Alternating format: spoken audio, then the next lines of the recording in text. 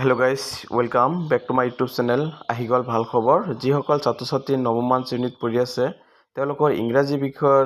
যিখন পৰীক্ষা অনুষ্ঠিত হ'ব বছৰীয়া পৰীক্ষা আৰু সেইখন পৰীক্ষাৰ সিলেবাছত কোনখিনি আছে কোনখিনিৰ পৰা তেওঁলোকৰ বছৰীয়া পৰীক্ষা অনুষ্ঠিত হ'ব সেইখন আজিৰ এখন ভিডিঅ' চালে সম্পূৰ্ণ জানিব পাৰিব যিসকল ছাত্ৰ-ছাত্ৰী আছে তেওঁলোকে আজিৰ এখন ভিডিঅ' স্কিপ নকৰাকৈ চাই থাকিব আশা কৰোঁ ইয়াৰ পৰা সকলো ছাত্ৰ-ছাত্ৰীৰ কাৰণে ইয়াৰ পৰা কমন পড়িব বা যিখিনি সিলেবাস যদি সম্পূৰ্ণ কোৰ্স কমপ্লিট থাকে তেনেহলে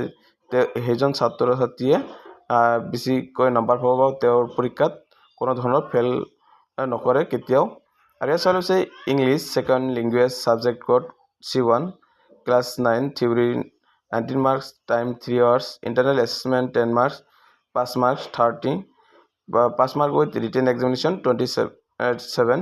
যেহেতু তেওঁলোকৰ থিওৰি এক্সাম 90 মাৰ্কৰ অনুষ্ঠিত হ'ব সেইকাৰণে তেওঁলোকৰ ৰিটেন পৰীক্ষাত 27 পাব লাগিব আৰু 10 মাৰ্ক তেওঁলোকৰ ইন্টাৰনেল এছাইনমেন্টৰ কাৰণে দিব বা তেওঁলোকৰ কিছুমান প্ৰেক্টিকেল বা প্ৰজেক্ট লিখিবলৈ দিব তাৰ পৰা 10 মাৰ্ক থাকিব ইয়াত তেওঁলোকৰ যিখিনি আন্ডাৰলাইন লেসন বা আইটেম দিয়া আছে সেইখিনি তেওঁলোকৰ হাফ ইয়াৰলি এক্সামত আহিছিল আৰু বাকি সম্পূৰ্ণ তেওঁলোকৰ এতিয়া পঢ়িব লাগিব যেনেকৈ 1 নম্বৰ দিয়া আছে section lesson unit wise half yearly আৰু annual এনেকৈ ভাগ ভাগ কৰি দিয়া আছে reading comprehension 2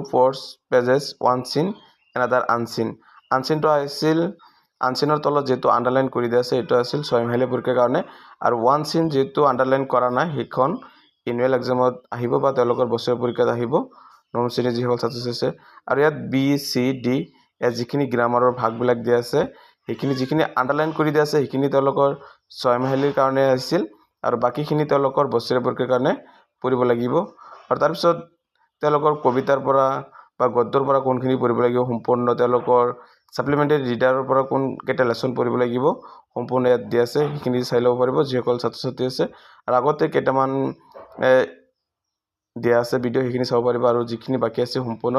নেক্সট ভিডিঅ'ত পাই যাব এটাকৈ আৰু এইখিনি আছিল নৱম শ্ৰেণীৰ ইংৰাজী বিষয়ৰ যিখন বছৰীয়া পৰীক্ষা অনুষ্ঠিত হ'ব সেইখন পৰীক্ষাৰ